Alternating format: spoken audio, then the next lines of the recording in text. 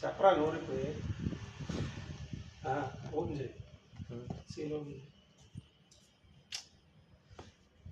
ఎన్ని ఫోన్లు ఎందుకు ఇప్పుడు నాకు మూడు లేదు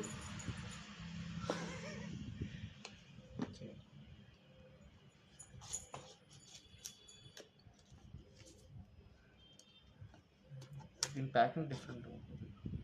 కవర్ తీసారా పాలిథిన్ కవర్ తీసారు అనేది ఇప్పుడు కరెక్ట్గా ఉంటుంది